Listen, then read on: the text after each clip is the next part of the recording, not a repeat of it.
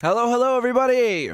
How are you guys doing? It's so lovely to see you, and I'm glad you could all join me.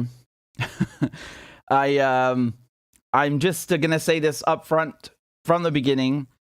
If you would like to do those watching on replay a huge favor, and this is not just for this live stream, it's all live streams.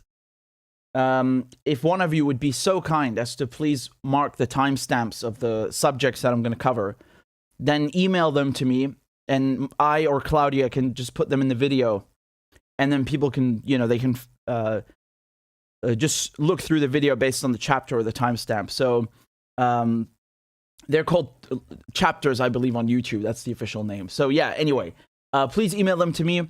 The email is RichardMedhurst, RICHI Medhurst @gmail.com.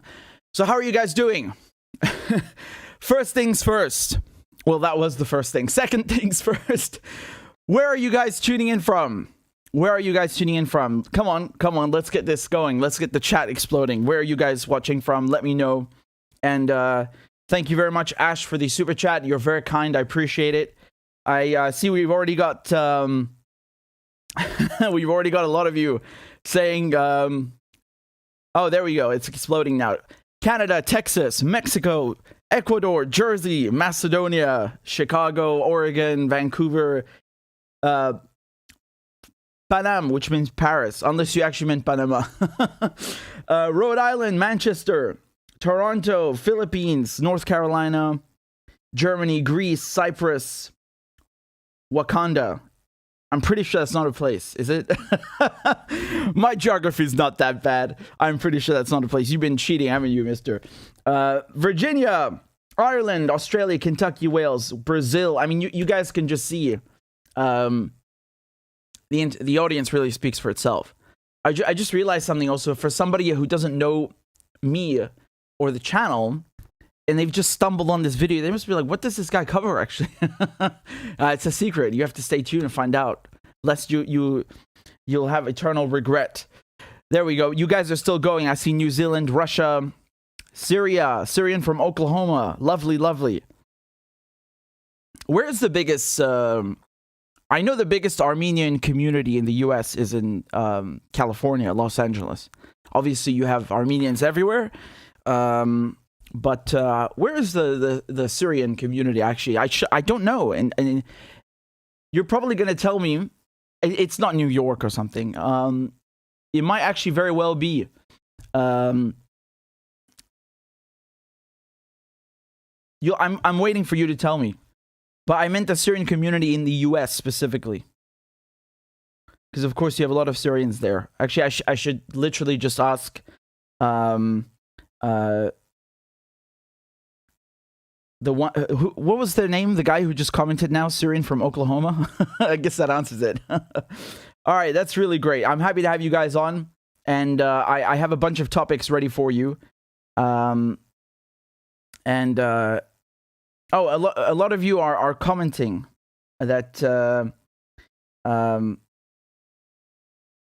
yeah, okay, I see. California and Orange. Okay.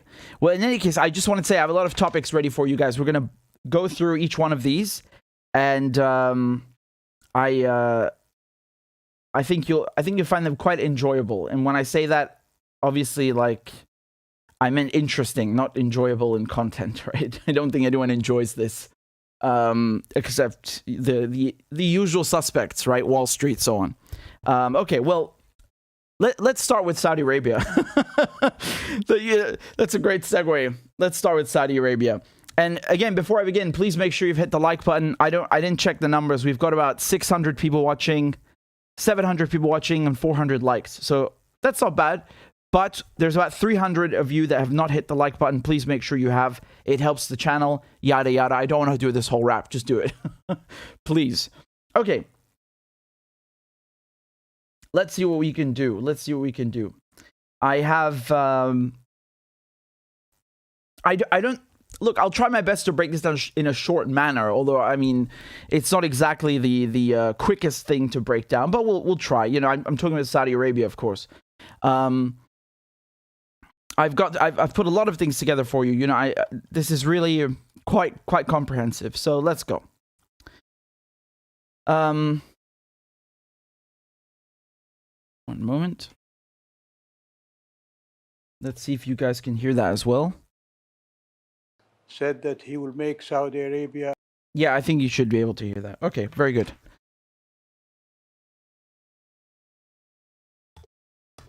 Biden is in trouble. So, as you guys surely know, the price of oil, the price of gas has gone through the roof. And Biden has now said that he will go visit the Saudis. Well, he hasn't announced it officially. The White House have not done that. They've leaked it to the press, though. So we do have the New York Times and the Washington Post confirming it.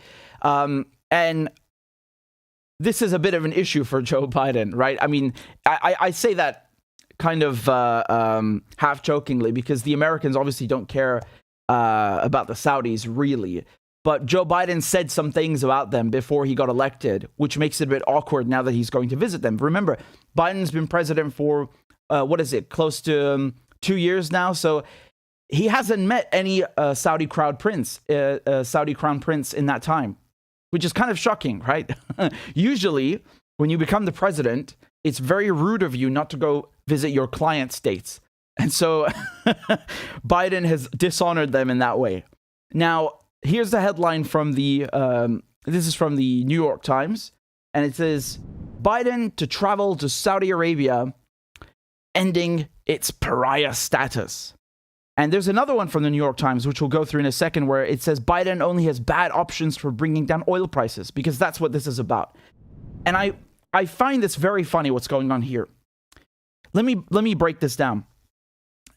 Joe Biden, and the Democratic establishment, the neoliberal establishment, they're looking a bit bad right now at home because, people are going to the gas station. Many of you have sent me photos from your local gas stations. I mean, it's ridiculous. $6, $5, $7. Really, really crazy gas prices. And to fix this, he wants to bring down oil prices, right? So the Russians, they've banned Russian oil. Another option is to get Saudi Arabia to produce more. But Saudi Arabia has done several things, 9/11, and then on top of that, they murdered Jamal Khashoggi, who worked at the Washington Post, who was a U.S. resident, and the United States did nothing about it. And of course, they always talk about human rights abuses in Syria and human rights abuses in Iran, human rights abuses in Russia. Conveniently, you never hear about human rights abuses in Saudi Arabia, right? You know why? Because it's politically inconvenient to do so, as if Saudi Arabia is like some democratic exception. It's absolutely not. I don't need to go into what Saudi Arabia is, although we will, of course, in a second. But they're far from democratic, and the United States has had a relationship with Saudi Arabia that goes back several decades. Right? The idea is that, or the agreement rather, is that the United States will buy oil, from the Saudis.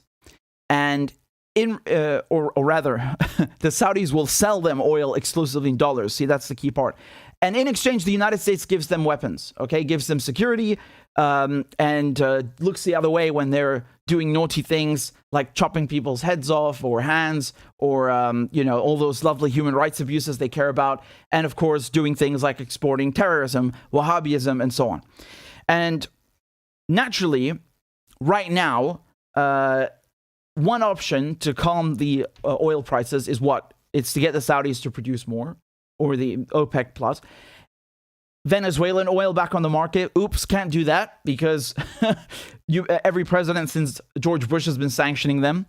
And of course, we know Trump's maximum pressure campaign, which leads me to the next country, Iran, also hit by the maximum pressure campaign and the Iran nuclear deal. See, that's also very tough to get back in play now. So you can't get Iranian oil on the market. You can't get Venezuelan oil on the market. It leaves you with Saudi Arabia. And the Americans are trying all options here, right? They've sent a delegation to Caracas. They're trying to get the nuclear deal back, like, all of a sudden after stalling for over a year. They care a lot. And the other option is going to the Saudis, because a few months ago, you might remember this, Joe Biden tried to call the crown prince, and they refused to pick up. And this, of course, is very bad. It's embarrassing. It's embarrassing. Most countries, and I'm not saying I agree with this. I'm just I'm just saying most countries, when the US president calls, you pick up. And I'm not endorsing that. I'm just saying how it is, because they are either clients or they're scared of them. And the Saudis not picking up, especially the Crown Prince, Mohammed bin Salman, very awkward. And so the White House, of course, they denied it, but we know that's the truth. So now Biden has to go in person, because when he was begging the Saudis over the phone, they wouldn't take the call. Hence the lovely thumbnail that Claudia cooked up for this video. So now Biden has to go in person and kiss the ring and do the whole ritual, right? Now, I just want to explain to you the level of propaganda that is going on here is something incredible. It's something incredible. Because the media are basically covering for Biden, and trying to okay, look at this. I'm just going to read you the quote from the New York Times, and you'll get what I'm talking about.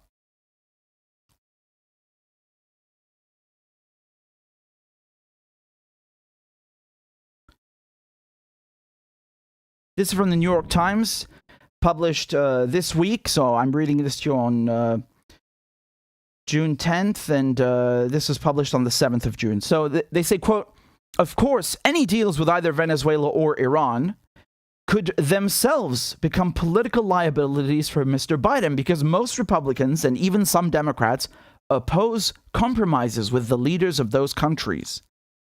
Quote, no president wants to remove the Revolutionary Guard of Iran from the terrorist list." They mean the IRGC, okay? And I just want to tell you what this sentence means.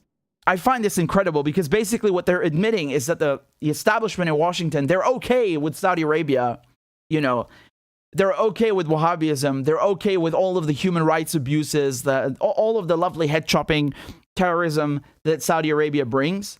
They're okay with what Saudi Arabia is doing in Yemen, but they draw the line at Iran and Venezuela. You know, obviously those two are far more egregious in their domestic and foreign policy. Like, what is this? Seriously, that's what this sentence is saying. That's what this sentence is saying. So while they're trying to cover for Biden that, oh, look, man, it's not his fault. The Iran deal, it's stalling right now. And, you know, with Venezuela, look, he gave some exemptions for Chevron already, but it's slow. But generally speaking, the Saudis are the best options, right? You don't want to go dealing with Iran. You don't want to go deal with Venezuela. Oh, no, ew, those are dictators. We can't have that. We can't have such behavior in this establishment, that boy. It's rather unbecoming of you. Yes, around here we like our Wahhabism and our black gold shipped on the dollar. And so that's what's going on, right? And obviously, the fact that they are basically telling you that everything Saudi Arabia does is okay. Look at the mentality. They say, we cannot buy oil from Putin because he's a dictator. Okay? And so when you're in a tough situation, you have to bite the bullet and go with the Saudis. That's what they're saying. Because when you go and read these articles from the New York Times, they talk about Khashoggi. They mention these things, right? They talk about Yemen. They even mention Yemen, surprisingly enough, right? So they say Biden called them a pariah. Again, this is from the New York Times, June 2nd. So just over a week ago. Right? They say Saudi Arabia is doing this in Yemen and Saudi Arabia is doing that with Khashoggi. See, they say that I have it right here. This is the assessment from the Office of the Director of National Intelligence, which is Avril Haines. You remember Biden put a woman in charge as the DNI for the first time. So even Joe Biden's own DNI released this report, which we covered on the channel. And it's called Assessing the Saudi Government's Role in the Killing of Jamal Khashoggi, the reporter at the Washington Post. So the Biden government is the one that released this, where they're basically laying out, Mohammed bin Salman, the crown prince of Saudi Arabia, he's the one who sanctioned the killing of this Washington Post reporter. So they know this. And they know, of course, what's happening in Yemen. And they know all of this stuff. And they mention in the New York Times. But when you're in a tough situation, you have to deal with the Saudis. Really? Well, why not deal with the Iranians? Why not deal with the Venezuelans? Why not deal with Putin himself? Right? I thought you're against human rights violators and, people that are killing, their next door neighbors. Sounds very similar to Saudi Arabia and Yemen. It's actually way worse. I mean, it's not even comparable. But never mind. You know, it's besides the point. You understand that they're hypocrites. And I find it incredible that their logic is like, Putin is so bad that, and Venezuela is so bad, and Iran is so bad, but Saudi Arabia, yeah, it's okay. We only draw the line at those guys. Wow. And I think that's a very valuable lesson in there. I'm assuming, you know, if I may say so, most of the audience here, most of my audience are quite politically savvy and understand how the game works. But if you're kind of just getting started, right, into this, going down this rabbit hole, well, this is a very important nugget of truth here, because the establishment in Washington, D.C., both Democrats and Republicans, both of them, are fine with Saudi Arabia. And I can tell you the same thing about the UK, right? We have the Labour Party and we have the Conservatives, the Tories. And they too are fine with Saudi Arabia. As a matter of fact, we have British pilots training the Saudis, right? I wonder what my grandfather would think of that, who's in the Royal Air Force. I wonder if he'd approve. I doubt it. So you have the UK, you have the US, helping Saudi Arabia, selling it hundreds of billions of dollars worth of weapons. You could say, by the way, Canada, Germany, France as well, and Australia. And helping Saudi Arabia murder people in Yemen. But they're okay with that. That's fine. That's fine, right? And now what Biden has to do is quell the oil prices. Now, I just wanted to kind of show you some of the as a matter of fact, tell me right now. Tell me in the comments right now, what are your local oil prices? Some of you sent me pictures, okay? Some of you sent me photos and videos of your local gas stations. And I'm going to show some of them. I'm going to pull them up on the screen. And while I'm getting those pictures, tell me how much gas is where you are. I'm just curious because, you know, these prices that you guys are showing me, they make you sweat. They make you sweat. Hold on. So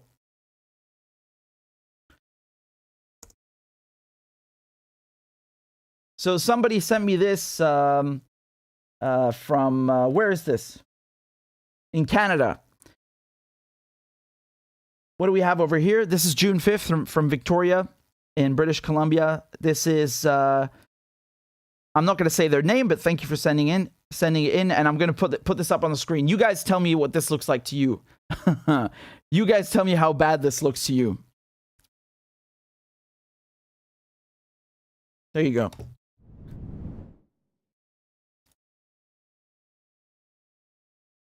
So these are prices listed in Canadian liters. Okay, I'm getting some other gas prices for you that will make you your heads spin. This is from California. We've got another one that was sent in to me. Again, I'm not going to mention the names. I'm assuming they want to remain private. I don't think you can see so well, but I'm going to zoom in anyway so we can try. Here. What is that? $6.69, $6.85, $6. I mean, you could basically round it up to $7 a gallon in the US. This is from California. So I think it's pretty bad. And obviously, you know, in Europe, you have to remember, when I say gas, it might confuse some people. The Americans say gas for what you fill up the cars with. In Europe, when you say gas, you're talking about like heating, not the stuff you put in your car, okay? Let's take a look at why the United States is doing this. Because right now, Biden banned Russian oil imports into the US, so that means about 3%, roughly 3% of what they used to get. Here's from Al Jazeera. You can see from 2021, Russia accounted for 3% of US crude oil imports. Okay, so the US was bringing around 209,000 barrels of crude per day from Russia, per day, right? Even though, and nevertheless, it's quote unquote only 3%. Now, let me be clear, only 3% is still millions of barrels, right? Literally millions of barrels. You do the math. You got 200,000 barrels coming in a day, okay, from Russia in 2021. Now, the United States has two problems to solve here. They've got to replace that oil with another source. And on top of it, they have to fix the oil prices because when the war started in Ukraine, they went up, both gas and oil. We were watching that live together, that spectacle, which is quite the understatement. But when the United States, the world hegemon, came around and said, well, we're thinking of banning Russian oil imports, actually all Russian energy imports, right? That sent the prices up further. And then the United States actually banned the Russian oil imports. The prices went up even further. And now Europe have done the same thing. So we watched our lovely EU Commissioner van der Leyen. She was talking about this the other day when they announced that they would be getting rid of 90%. So from now, June, until the end of the year, their aim is to phase out 90% of Russian oil imports into the EU. And give me a second. I had a video of her saying that. But anyway, you get the point. It's 90%, doesn't change. And on top of that, just so you can understand why this is an issue, like, you know, because you might be thinking, well, the US only gets 3% of its oil from the Russians. If they stop buying that 3%, how does that affect oil prices? Man, that's the whole thing, man. What the US decides has a huge impact on oil prices and energy prices. An enormous impact, because by banning Russian energy imports, by sanctioning them, do you know what that means? It doesn't mean, oh, America's going to stop, the US is going to stop buying Russian oil and that's it. No. It means everybody on Earth that is buying Russian oil as well will get punished for continuing to buy Russian oil. That's how sanctions work. It's like a ripple effect, and then you isolate the target. Remember, it's economic warfare. And so the point is that everybody on Earth dealing with Russian oil is now at risk of being punished by the United States. So they drop it too. Okay? And then it's like a snowball effect. I think someone put it quite succinctly here. There's a quote I wanted to read to you. Give me just a moment to pull this up. So,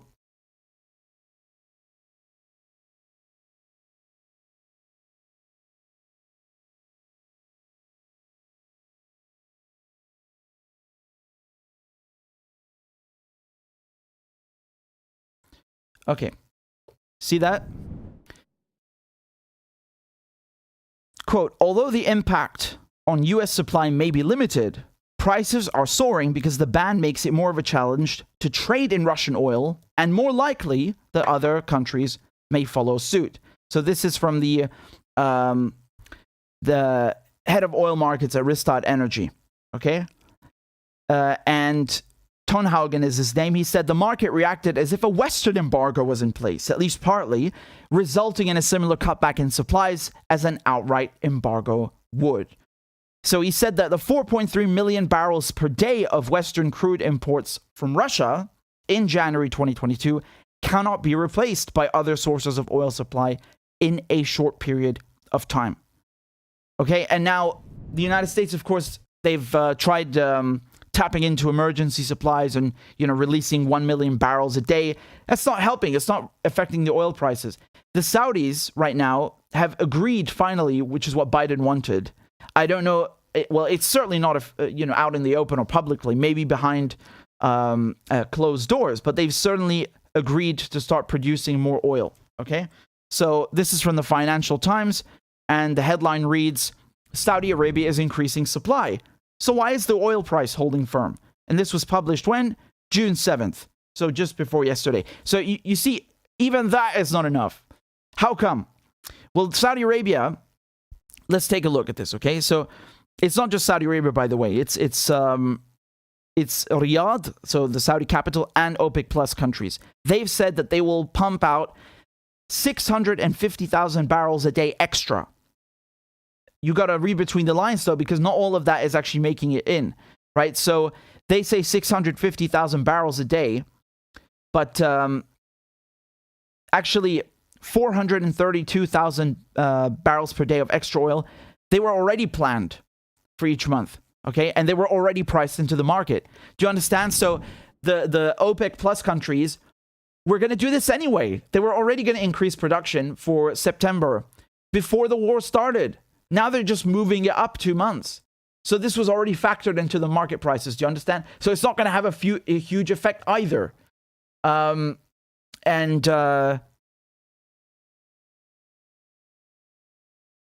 look what they say. Let's take a look here. So just to give you a reminder, yeah, the Brent crude contract for August settled at $119 a barrel. Christ, that's not very good, is it? You know what's crazy to me is that during the start of the COVID pandemic, oil was, the price was in the negatives, right? I'll get to that in a second, and we'll relate it to Yemen, but I just want to show you the hypocrisy. So before Joe Biden got elected, this is what he said he would do with Saudi Arabia. Are you ready? Right? let's take a little trip down memory lane to the horrible primaries. My goodness, I covered those, and it was, those of you who were there, you know. So this is from November 2019. Mr. Vice President, the CIA has concluded that the leader of Saudi Arabia directed the murder of U.S.-based journalist Jamal Khashoggi. The State Department also says the Saudi government is responsible for executing nonviolent offenders and for torture. President Trump has not punished senior Saudi leaders. Would you? Yes, and I said it at the time. Khashoggi was, in fact, murdered and dismembered, and I believe in the order of the Crown Prince. And I would make it very clear, we were not going to, in fact, sell more weapons to them. We were going to, in fact, make them pay the price and make them, in fact, the pariah that they are. There's very little social redeeming value in the present government in Saudi Arabia. And I would also, as pointed out, I would end the subsidies that we have, end the sale of material to the Saudis, who they're going in and murdering children, and they're murdering innocent people. And so they have to be held accountable. And with regard to China, we should look. I like what he's saying, the truth there about what Saudi Arabia is doing. Keep in mind, though, Joe Biden and most of the people in his administration were in the Obama administration when the U.S. started supporting that war. Okay, so you know it's too little, too late. I don't think that part about the weapon sales, right, will be lost on him. In any case, so you saw what Biden said. Okay, now once he was elected, once Joe Biden got in the Oval Office, this is from March 2015. So asked about the Biden administration decision not to punish Saudi Arabia over the murder of Jamal Khashoggi, here is what the administration said on MSNBC about that.